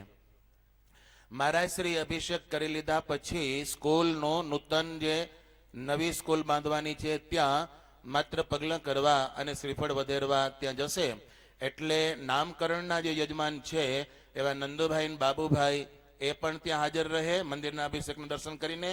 અને જે ભૂમિપૂજનના યજમાન છે શિવજીભાઈ માવજી ગોંડરિયા અને પુત્ર પ્રેમજીભાઈ તથા ખીમજીભાઈ, આ પરિવાર પણ ત્યાં હાજર રહે. મહારાજ શ્રીના સાનિધ્યમાં રહી અને આ લાભ એ પરિવાર પ્રાપ્ત કરે. પૂજ્ય અમદાવાદથી પધારેલા મહંત સ્વામીને વિનંતી કરીશ કે આપ જે સમયની મર્યાદા સમજો જ છો એ રીતે ઉદાર દિલથી સભાને આપના અંતરના આશીર્વાદ પાઠવો. સદગુરુ મહંત સ્વામી શ્રી નારાયણ સ્વરૂપદાસજી સ્વામી, મહંત, અમદાવાદ, કાળુપુર મંદિર.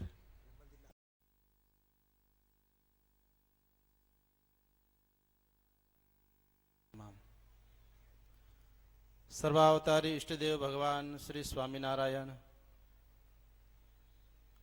પૂજ્યપાદ મોટા મહારાજ શ્રી,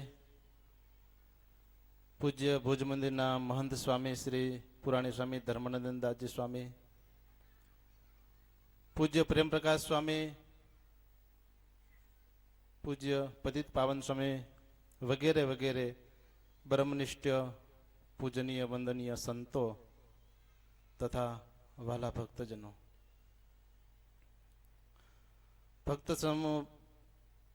ભક્તજનો સમયની ખૂબ જ મર્યાદા છે. કારણ કે પૂજ્યપાદ બાપજી ખૂબ જ થાકેલા હોવાથી 2 દિવસનો સતત પરિશ્રમ, 2 દિવસની સતત રાત્રિની અનિંદ્રા, એટલે લાંબુ પ્રવચન સારું ન લાગે, છતાં પણ 5 મિનિટ કહું છું કે ભક્તજનો આપણને ખૂબ જ દિવ્ય સત્સંગની ઓળખાણ થઈ છે. આવા નરનારાયણ દેવની પ્રાપ્તિ થઈ છે, આવા ધર્મકુળની પ્રાપ્તિ થઈ છે અને સુખેથી સત્સંગ કરી શકીએ છીએ. વિહારી લાલજી મહારાજે લખ્યું છે કે સત્સંગનો કૃષ્ણ કથા જ પાયો, જો તો કદાપી નબળો જણાયો. સત્સંગ રૂપી શુભ તો હવેલી, પડી જવાની ગણવી વહેલી. ભક્તજનો આપણે કોઈ પણ આપણું મકાન બનાવી એનો પાયો કેટલો મજબૂત કરીએ છીએ, એની પાછળ હાર્દ હોય કે આપણું મકાન ઝાઝા દિવસ સુધી ટકી શકે. એવી જ રીતે આપણે સત્સંગમાં ખરા ઉતરીએ એનું કારણ એ છે કે આપણો પાયો મજબૂત હોવો જોઈએ. પાયો છે સત્સંગનો કથા.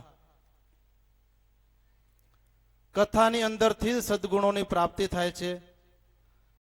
કથાથી જ દિવ્ય સત્સંગ ઓળખાય છે, ભગવાનની ભક્તિની પ્રાપ્તિ થાય છે અને સદગુણોની પ્રાપ્તિ થાય છે. ભગવાન સ્વામિનારાયણ શિક્ષાપત્રીની અંદર લખ્યું છે કે ગુણિનામ ગુણવત્તાયા જ્ઞેયમ યત્યત પરમ ફલમ કૃષ્ણ ભક્તિશ્ચ સત્સંગો જ્ઞાતિવત્યમ વિદોત્પ્યત. ગમે તેવો વિદ્વાન હોય, પંડિત હોય, ભણેલો હોય, આખી દુનિયાનું રાજ કરતો હોય, છતાં પણ એની અંદર ભક્તિ અને સત્સંગ ન હોય તો તે અધોગતિને પામે છે. આ મહારાજના વચન છે. આ કથા શ્રવણ કરવાથી જ અનેક ગુણોની પ્રાપ્તિ થઈ છે. બીજાના દુર્ગુણ જોવા એ આ જીવનો સ્વભાવ હોય છે. એટલે મહારાજે પ્રથમના 20ના વચનામૃતમાં કહ્યું છે કે એક ભક્તે પ્રશ્ન પૂછ્યો કે અજ્ઞાનીમાં અજ્ઞાની કોણ છે? મહારાજે જવાબ આપ્યો, એ અજ્ઞાનીમાં અજ્ઞાની એ છે કે જે જોનારો જીવ આ દેહની અંદર રહ્યો છે એ પોતે પોતાને જોતો નથી, પણ પારકા દુર્ગુણ જોયા કરે છે. એક નાની એવી વાત છે કે એક કોઈ માણસ હતો, એ બગીચાની અંદર ચાલ્યો જતો હતો. સરસ મજાનો ગુલાબનું ફૂલ જોયું એને. હું તમને એ કહેવા માંગુ છું કે માણસ દુર્ગુણો જ જોવે છે, સદગુણ નથી જોતો. કોઈ પણ વ્યક્તિ હોય, માણસ હોય કે કોઈ પણ પ્રકૃતિની અંદર ગુલાબનું ફૂલ જોયું એટલે એને એમ થયું કે આ હા કેટલું સરસ મજાનું ભગવાને ગુલાબનું ફૂલ બનાવ્યું છે, પણ એની અંદર જો કાંટા ન હોત ને તો તે કેવું શોભત. ગુલાબનું ફૂલ જોયું પણ એની અંદર દુર્ગુણ જોયો કે આને કાંટા છે. થોડો આગળ ગયો, ઝાડની ઉપર બેઠી બેઠી કોયલ ટહુકા કરે છે. એનો અવાજ સાંભળ્યો કે આ હા શું મધુર અવાજ છે. ભગવાને કેવો કંઠ આપ્યો છે, પણ જો તેનો રંગ કાળો ન હોત ને તો તે કેવી શોભેત. એની અંદરથી પણ એને દુર્ગુણ જોયો. થોડો આગળ વધ્યો, સમુદ્ર જોયો અને પાણીની અંજળી પીધી. ઓહો, કેટલું સરસ પાણી છે, પણ ભગવાને જો આને ખારું ન બનાવ્યું હોત તો આ કેવું શોભત. બધી પ્રકૃતિ ભેગી થઈ અને એને કહે છે કે મૂર્ખ, તને ભગવાને સરસ મજાનો માનવી બનાવ્યો, જો તારી અંદર આ દુર્ગુણ જોવાની આદત ન હોત તો તું કેવો શોભત. ભક્તજનો, આ છે કથાની અંદરથી આપણે શીખવાની વસ્તુ કે કોઈની અંદર દુર્ગુણ ન જોવો, કારણ કે આપણે જ દુર્ગુણની ખાણ છીએ. ભક્તજનો, વધારે સમય નહીં બગડતા આ કોટકી ગામને આંગણે શ્રીમદ સત્સંગી જીવનની કથા અમૃતનું 7 દિવસ સુધી પાન કર્યું. એ પાન કરીને આપણે એની અંદરથી આપણી અંદર પડેલા જે દુર્ગુણ એનો ત્યાગ કરી અને કરીએ તો જ એ કથા શ્રવણ કરી એ સાર્થક ગણા છે. અંતમાં ભગવાન શ્રી નરનારાયણ દેવના ચરણોમાં પ્રાર્થના કે ભગવાન આપણને નિયમ નિશ્ચયને પક્ષ અને ધર્મગુણ પ્રત્યેની નિષ્ઠા અને સત્સંગને વિશે દિવ્ય બુદ્ધિ આપે એવી ભગવાનના ચરણોમાં પ્રાર્થના કરી અને હું મારું વક્તવ્ય પૂર્ણ કરું છું. અને એમના વતી એમના શિષ્યએ પ્રવચન કર્યું તો મારા વતી ગઈકાલે આચાર્ય મહારાજ શ્રી પવન સભામાં પ્રવચન કર્યું છે, હું માનું છું.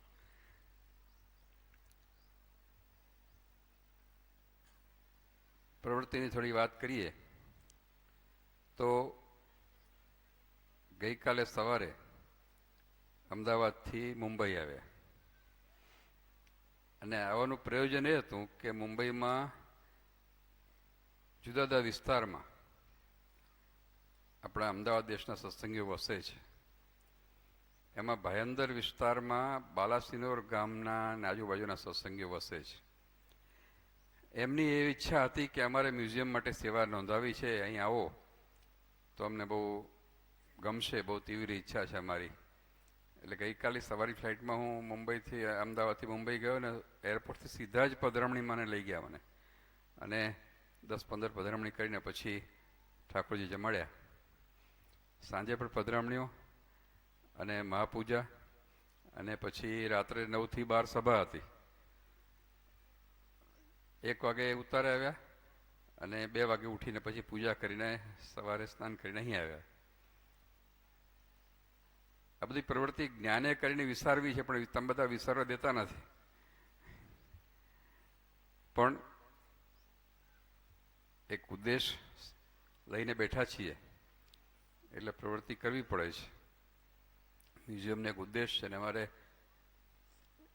એક શુભ વાસના કહીએ તો પણ ચાલે કે આ મ્યુઝિયમ સારા સર્વોપરી કાર્ય થાય.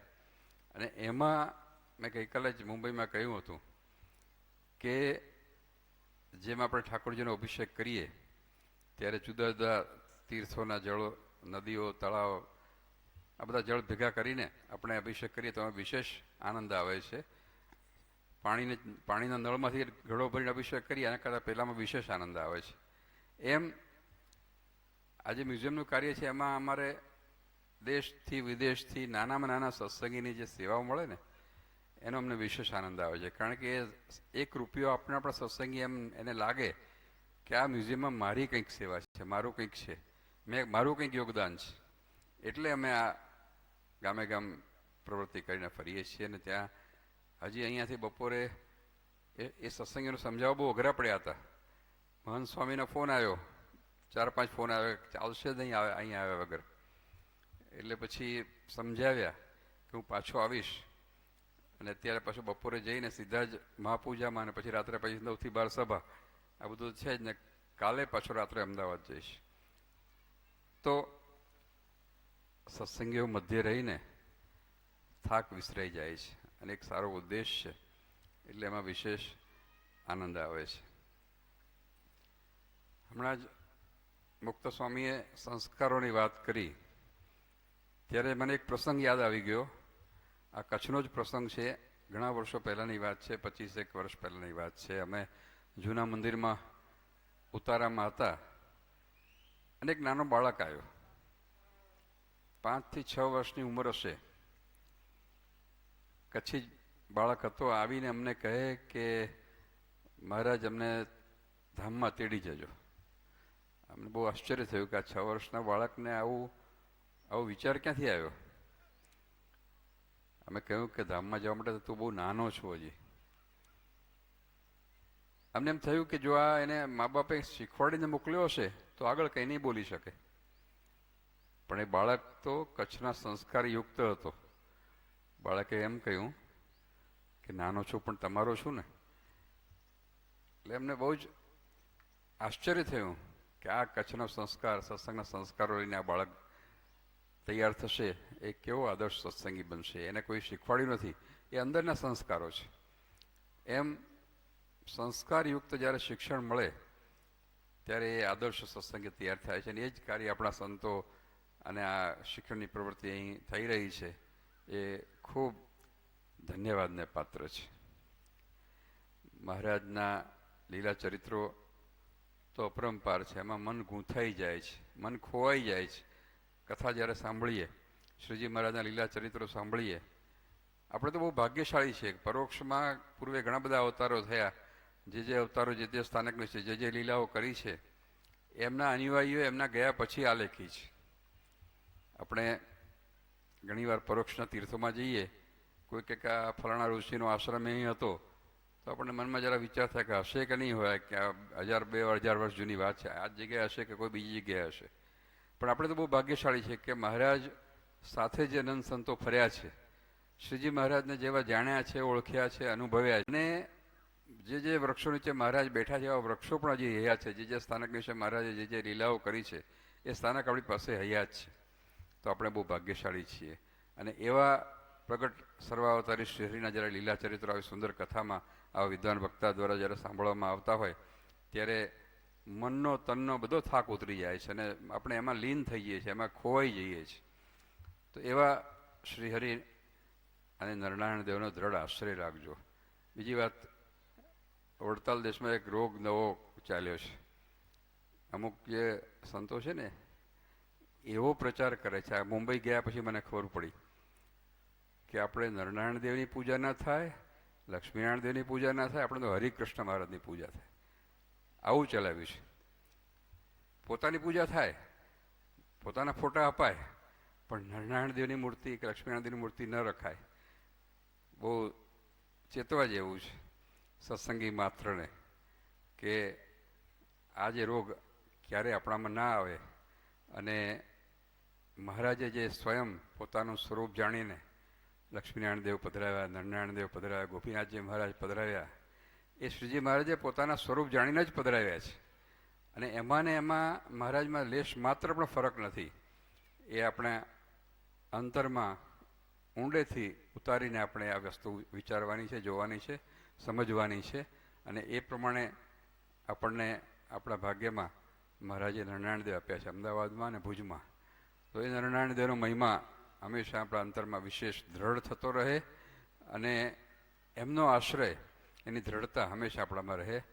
કોડકીનો સત્સંગ આજે જોઈને ખૂબ આનંદ થયો. અહીંયા સત્સંગ ખૂબ દ્રઢ થાય અને નરનારાયણ દેવની છત્રછાયા નીચે આપ સૌ સત્સંગમાં વિશેષ ને વિશેષ ઉર્ધ્વગતિ કરતા રહો, એટલે જ મહારાજના પ્રાર્થના સાથે વિરમું છું.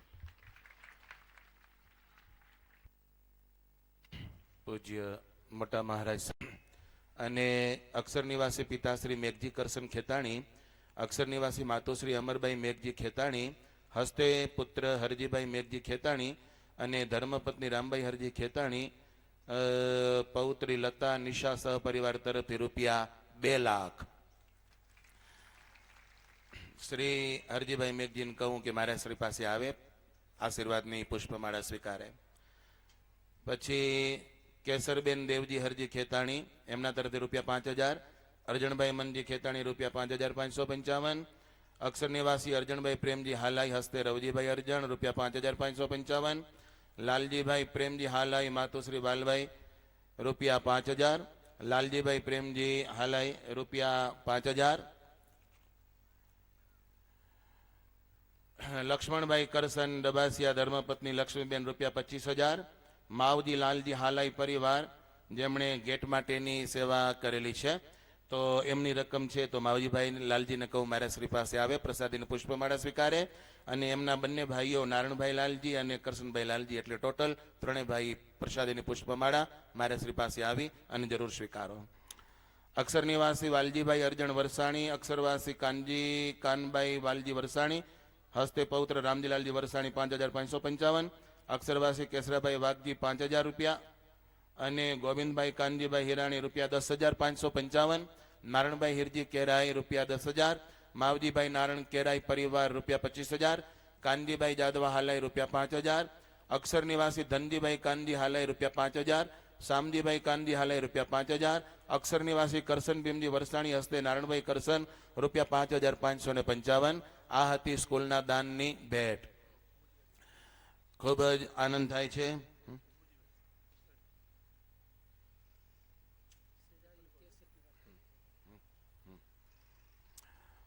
અને સ્કૂલની વાત કરું ત્યારે કયા સ્કૂલના પાસાને મજબૂત કહું? ભગવાન સ્વામિનારાયણની પૂર્ણ કૃપાથી નરનારાયણ દેવના છત્રછાયામાં સૌથી પહેલા સ્વામિનારાયણ વિદ્યાર્થી ભુવનની રચના થઈ અને આજે એની કેટલીય બ્રાન્ચો થઈ અને સમગ્ર કચ્છ વિસ્તારમાં નરનારાયણ દેવના છત્રછાયામાં ચાલતા ઘણા બધા ગુરુકુલો છે અને એ ગુરુકુલો બધા ભગવાનની કૃપાથી સારા ચાલે છે. પણ આપણું ભુજનું મૂળ સ્વામિનારાયણ વિદ્યાર્થી ભુવન, એમાં પણ આપણે સાયન્સની સર્ટિફિકેટ મળી ગઈ છે, પરમિશન મળી ગયું છે. એટલે 10મું ધોરણ કર્યા પછી જેમને સાયન્સમાં એડમિશન મેળવવું હોય એ મેળવી શકે અને આપણા સ્વામિનારાયણ વિદ્યાર્થી ભુવનમાં સંતો અને જે કેળવણી મંડળ છે એમનો સંપર્ક કરી અને એડમિશન જરૂર મેળવી શકે. હવે આપણે ભુજમાં રહીને પણ એ આપણે શિક્ષણ પ્રાપ્ત કરી શકીશું. બસ પૂજ્યપાદ મોટા મહારાજ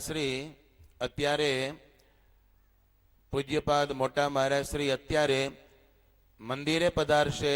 શ્રી ઠાકોરજીનો અભિષેક કરવા માટે સંતો પણ થોડાક વ્યવસ્થા માટે ત્યાં મંદિરમાં પધારે. અહીં કથાને હું અત્રે વિરામ આપીશ અને અહીંયા માત્ર ધૂન બોલાવવામાં આવશે.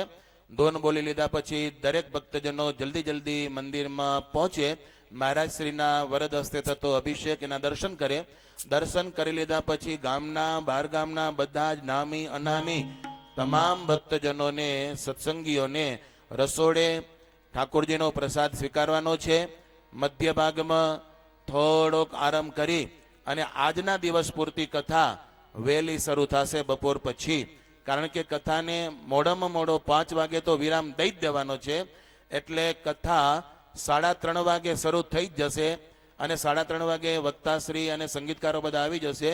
માત્ર આપણે બપોર પછી 1.5 કલાક કથા શ્રવણ કરીશું. કારણ કે પછી જમવાનું હોય, જમી લીધા પછી શોભાયાત્રા કાઢવાની હોય. સીડીનું વિમોચન પૂજ્યપાદ આચાર્ય મહારાજ શ્રીના વરદ હસ્તે થયો. રમે રાસ રંગીલો રંગમાં બ્રહ્માનંદ સ્વામી રચિત એવા ઘણા કીર્તનો અને છંદો પણ છે. એવી સીડી સામે સ્ટોલમાં મળે છે અને દરવાજાની બિલકુલ બાજુમાં જ ટેબલ મૂકેલું છે. સૌ ભક્તજનો ખૂબ સીડી પોતાના ઘરમાં વસાવે, વિદેશ લઈ જાય એવી અમારી અહીંથી આપણે સૌને વિનંતી છે.